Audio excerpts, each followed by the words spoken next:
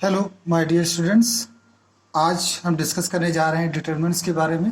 पिछले वीडियो में हमने आपको डिटरमिनेंट्स की प्रॉपर्टी और डिटरमिनेंट्स और मैट्रिक्स में क्या रिलेशन होता है ये बताया कि every square matrix can be converted into determinants, और डिटरमिनेंट्स में number of rose and number of column same होते हैं। मैट्रिक्स को जब हम सॉल्व करते हैं तो जो रिजल्ट आता है वो एक मैट्रिक्स होता है, लेकिन डिटरमिनेंट के केस में ऐसा नहीं है। डिटरमिनेंट की वैल्यू हम इवेलुएट कर सकते हैं, उसकी वैल्यू एक सिंगल या डबल डिजिट में आती है।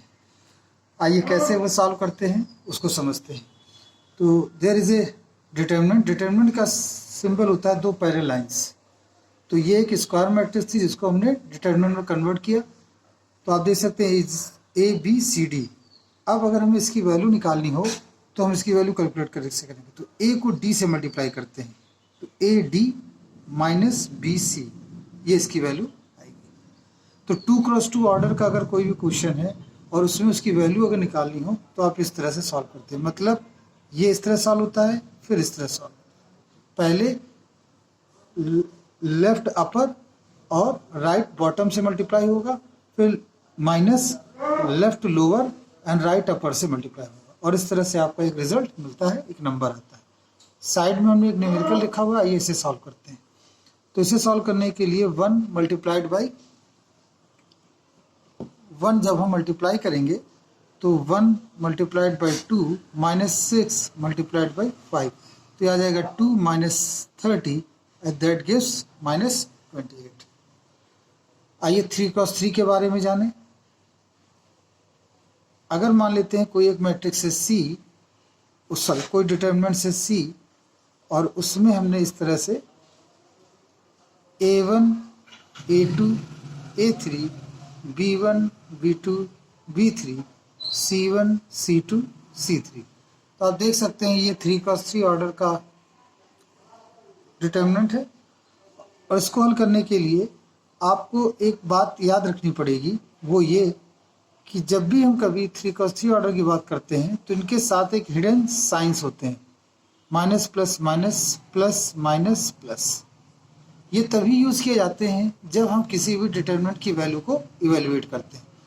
तो उसी तरह से 2x2 में भी हिडन साइन होते हैं, 2x2 में भी हिडन साइन होते हैं। वो होते हैं इस प्रकार से, प्लस माइनस माइनस प्लस। और ये तब यूज़ होते हैं जब आप इवेलुएट करते हैं। हालांकि हमने यहाँ पर इसे यूज़ किया लेकिन दिखाया नहीं। आइए यहाँ पर इसे सॉल्व करते हैं। बहुत ही ध्यान से समझिएगा, आपको ये प्रश्न बहुत अच्छी तरह समझ में आ जाएगा। सबसे पहले तो आप A1 को लिखेंगे, A1, और A1 लिखने के बाद आप इस तरह से इसको इस तरह यहाँ सॉल्व करते हैं स्पेस की वजह से। सबसे पहले तो आप A1 लिखेंगे और इस तरह से आप एक दो लाइन लिखेंगे। A1 लिखने का मतलब है कि आप ये कॉलम और ये रो एलिमिनेट कर देंगे, गायब कर देंगे। तो जब ये रो कॉलम गायब करेंगे तो यहाँ क्या आएगा बच्चों, B2 B3 C2 C3। अब अगला लिखेंगे B, तो B के साथ एसोसिएटेड साइन कितना है, माइनस। B1 इसके साथ एसोसिएटेड साइन कितना है, माइनस। अब हम फिर यहाँ पे इस तरह से पहले लाइन खींच देंगे और लिखेंगे यहाँ A2 A3 C2 C3। Actually जिस एलिमेंट को हम यहाँ लेते हैं उसका रो करस्पॉन्डिंग कॉलम और करस्पॉन्डिंग रो को गायब कर देते हैं। तो जो बचेंगे एलिमेंट्स वो 2x2 ऑर्डर के होंगे, तो A2 A3 C2 C3 वो मिलेंगे। इसके बाद हम बात करते हैं C1 की। तो जब हम C1 लिखेंगे तो ये कॉलम और ये रो यहाँ पर गायब हो जाएगा। तो ये आ जाएगा आपका A2 A3 B2 B3। इस प्रकार से हमारा ये क्वेश्चन यहाँ पर कंप्लीट होगा।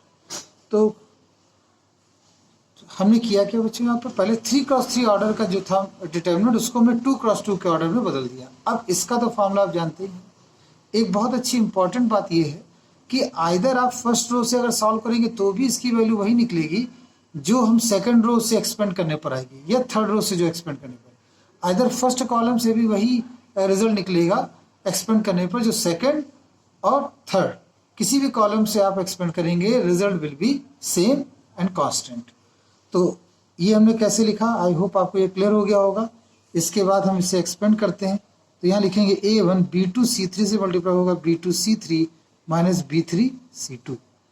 फिर माइनस का साइन यहाँ लगाएंगे और लिखेंगे A2C3 माइनस A3C2।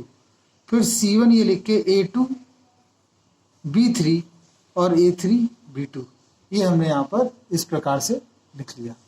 तो बस ये बाद में आप इनको हल कर लेंगे, सॉल्व कर लेंगे, जो निकलेगा वो आपका आंसर आ जाएगा। तो ये सबसे पहले तो हमने एक वेरिएबल से फॉर्म में आपको समझाया। अब हम एक पर्टिकुलर क्वेश्चन लेते हैं और उसको सॉल्व करके आपको इसकी वैल्यू को बताते हैं कैसे वो सॉल्व होगा।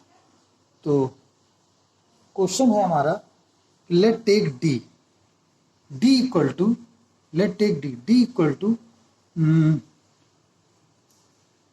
हमारे पास एक मैट्रिक्स, एक डिटरमिनेंट है 1 3 4 5 4 2 एंड 5 1 0।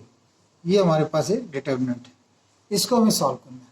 तो इसमें हम सबसे पहले तो फर्स्ट रो से ही सॉल्व करेंगे।